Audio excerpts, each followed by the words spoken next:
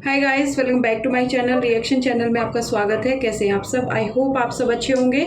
बात करते हैं रिकॉर्डिंग देवी के बारे में। रिकॉर्डिंग देवी के बारे में इसलिए बात करते हैं क्योंकि जो मैटर काफ़ी टाइम पहले बंद हो गया था, जो मैटर राजवीर भाई की जो डेथ हुई थी, उस टाइम कुछ लोगों ने ऑब्जेक्शन उठाया था कि जो है सपना की फैमिली या सपना के सास ससुर या सपना के ससुराल वाले जो है इस चीज़ पे ऑब्जेक्शन क्यों नहीं ले रहे कि राजवीर भाई की जो डेथ हुई थी वो एक हादसा नहीं थी, वो एक जो है मर्डर था। मर्डर का नाम दिया गया था और उसमें काफ़ी लोग सामने आए थे। हल्का जी ने काफ़ी जो है टांग अड़ाने की कोशिश की थी और उस चीज़ को ये बोला गया था कि कुछ नॉर्मल चीज़ नहीं है, ये ऐसी सडनली डेथ का नाम इसको नहीं दे सकते, ये सरासर एक मर्डर है। और इस पे उन्होंने काफ़ी कुछ जो है मतलब रिपोर्ट करने की कोशिश की थी। स्टेशन भी वो गई है, पुलिस स्टेशन भी गई थी और उनको फिर वहाँ पे रोक दिया गया था। और अगर वहाँ पे उनको रोक दिया गया था तो फैमिली के थ्रू ही रोका गया होगा। चलो जो है जो भी हुआ होगा राजवीर भाई के साथ, पहली बात तो भगवान किसी के साथ ऐसा ना करे जैसा उनकी फैमिली के साथ हुआ है। किसी माँ के साथ ऐसा ना करे कि एक औलाद तो चली गई थी, दूसरे पे भरोसा था, भगवान ने उसका आसरा भी ले लिया।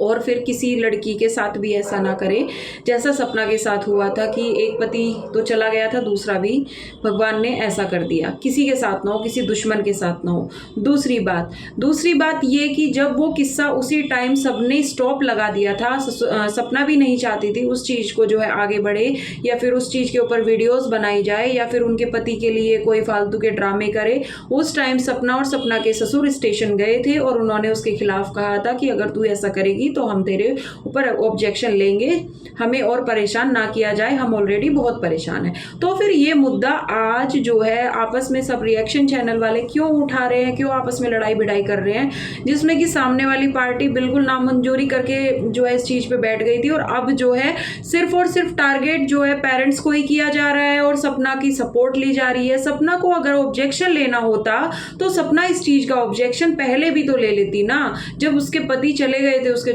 छोड़ के। तो फिर आज जो है आप जो सपना के कुछ भक्त हैं, कुछ क्या काफी कुछ लोग हैं जो सपना के सपोर्ट में खड़े हुए रहते हैं 24 घंटे, हमेशा उसकी जो भी अगर कोई गलती होती है तो उसको बोल देते हैं कि उसमें गुस्सा ज्यादा है, वो गुस्से में बोल देती है और उसको काफी समझाया गया है, उसकी बस यही गलती है कि वो गुस्से में आ जाती है, उस पर गुस्सा कंट्रोल नहीं होता है। अगर उन पे गुस्सा कंट्रोल नहीं होता है तो सामने जो मतलब जो जिसकी लाठी दो लाठी चली गई वो कहाँ जाके गुस्सा उतारे, वो कहाँ जाए, वो कहाँ मरे, कहाँ डूब के मर जाए वे।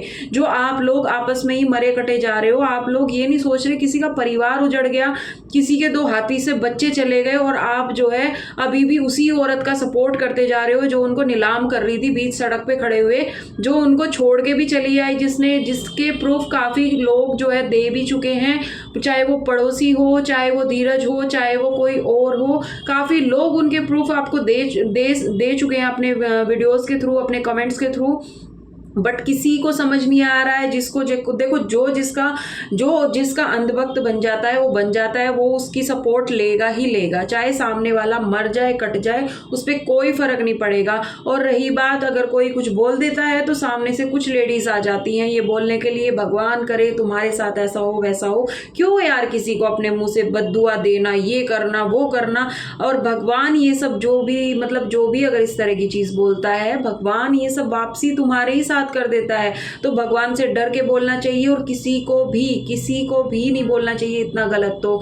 और हमें सपना के लिए भी दुख है कि उसने भी अपना कुछ खोया है और हमें उन पेरेंट्स के लिए सबसे ज्यादा दुख है।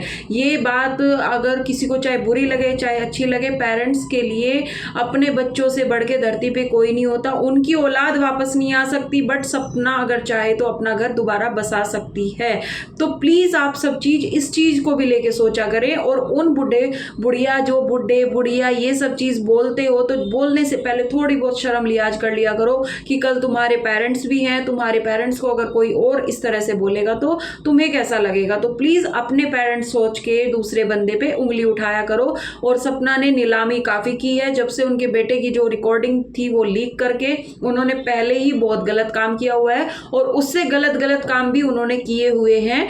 और रही सपना के अफेयर के बात कि भाई सपना के ऊपर उंगलियां उठा रहे हैं, सपना के मतलब ऐसा कर दिया जो इंसान नहीं है, और अफेयर का नाम ले दिया। तो कुछ चीज़ें सपना जो है काफ़ी पैनल पे जाके ये बोल चुकी है कि मेरी शादी किस रीज़न से हुई, तो सपना को रीज़न नहीं देना चाहिए था।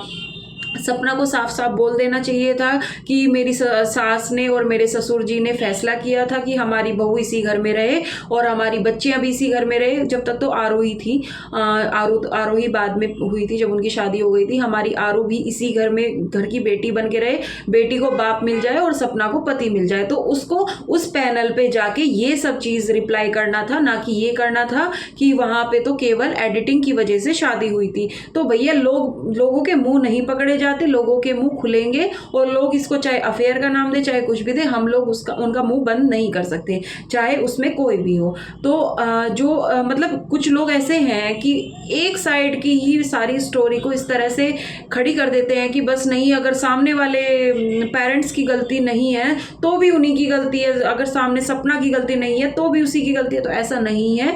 रिएक्शन चैनल सिर्फ ये नहीं होता कि हम उसके दुश्मन बन गए या हम पेरेंट्स के दुश्मन बन गए, हम किसी के दुश्मन नहीं है। हमें जो सही और जो गलत लगा हम उस पर वीडियोस बनाते जा रहे हैं। पहले सपना के बारे में वीडियो बनाई है और काफ़ी हद तक बनाई है कि सपना के अगेंस्ट कोई ना बोले, बट कुछ चीज़ काफ़ी हद तक इतनी गलत होती चली गई, टाइम के साथ साथ इतनी गलत बात निकलती चली गई सपना के मुंह से कि उसने अपने दुश्मन अपने सामने खुद ही खड़े कर लिए और काफ़ी लोग जो है उसके हेटर्स बन गए। तो प्लीज़ किसी को जो है पहली बात तो बद्दुआ ना दे, और रिएक्शन चैनल वाले आपस में ही लड़े भिड़ेंगे तो फिर तो चल लिया यूट्यूब। इसलिए प्लीज़ आप अपना काम कीजिए सब लोग, और ना किसी को उल्टा सीधा बोलिए कि मैं ये कर दूंगी, मैं वो कर दूंगी और भगवान तुम्हारे साथ ऐसा करे। जिसकी किस्मत में जितना दुख सुख है वो सब कुछ अपना भोग लेगा। प्लीज़ आप अपना मुंह गंदा मत करें। और रही सपना की बात, उसने काफ़ी हद तक ससुराल को बदनाम करने की कोशिश की है, और अभी भी अगर आपको लगता है कि वो चुप रहेगी तो वो चुप नहीं रहेगी, वो आके अपनी 1-2 वीडियो में ज़रूर जो है इस बात का रिप्लाई करेगी। चलिए,